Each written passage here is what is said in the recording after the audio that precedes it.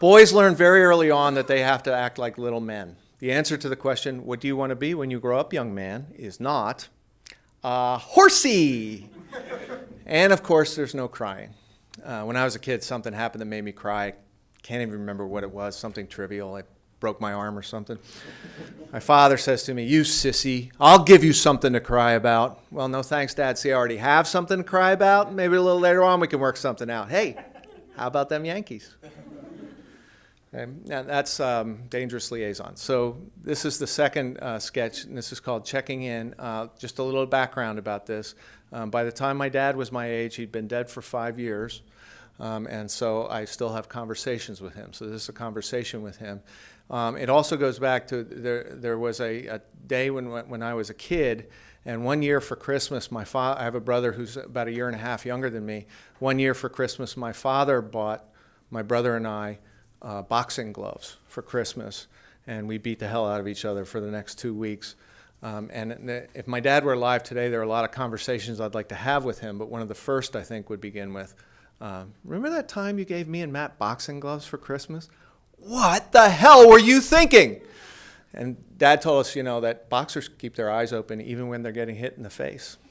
Now there's something to strive for. Right? Okay, so this is checking in. Dear Dad, it's been a while since we talked, so I thought I'd just kind of check in.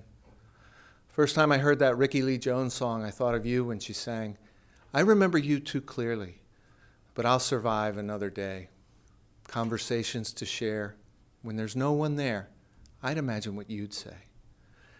Every time something good happens to me, I want to call and tell you about it so that you'll be proud of me. Of course, you wouldn't let on that you were proud, but I'd know.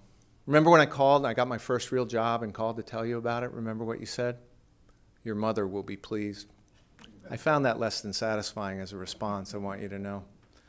You taught me how to play golf a couple of years before you died, but I didn't get any good at it till much later. First time I broke 80, I really wanted to call and tell you about it, but I didn't have your number. You taught me a lot about sports. I think you changed over the years.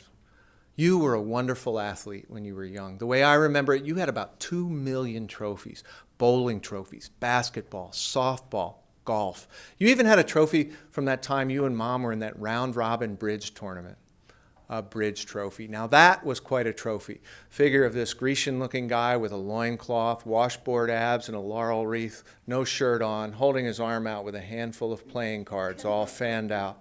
How heroic. I suspected that most bridge champions didn't have washboard abs. I think they probably had wash tub abs, actually. You had so many trophies that there was a special shelf just for them. I mean, what are you going to do with trophies besides put them on a shelf? That way when people stop by, you can say, "Would you like to see my shrine to myself?" Not that you would have ever said that. I think those trophies made you a little bit self-conscious. I never remember you looking at them or talking about them. I'll never forget the day I came home from college and all the trophies were gone.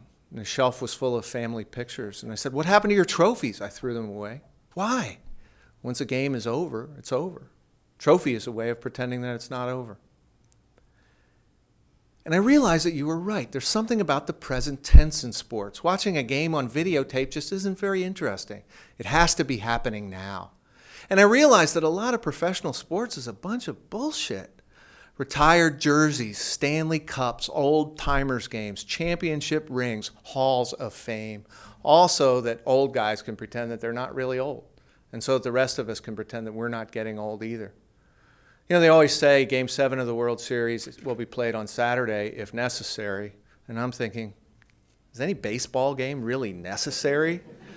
You didn't think so when you got a little older. It's the same with me. Don't get me wrong, I still love sports. I still love to watch, I love to play.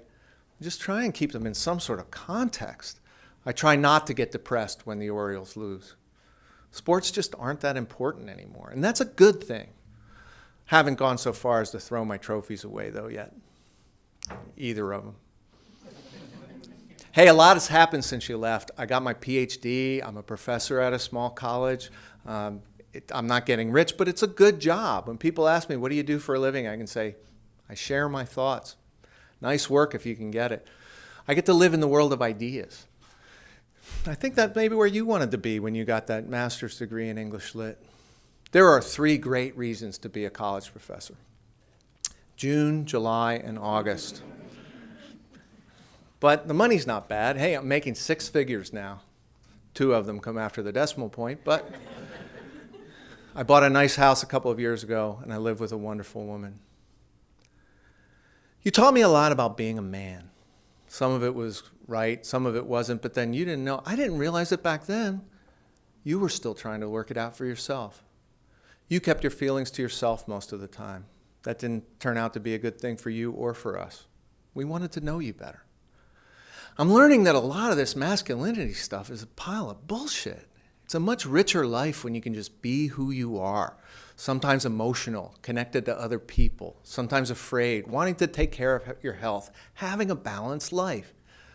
Now I know that you were learning those same things too. Just the last few years before you died, you were just starting to soften and open up a little bit.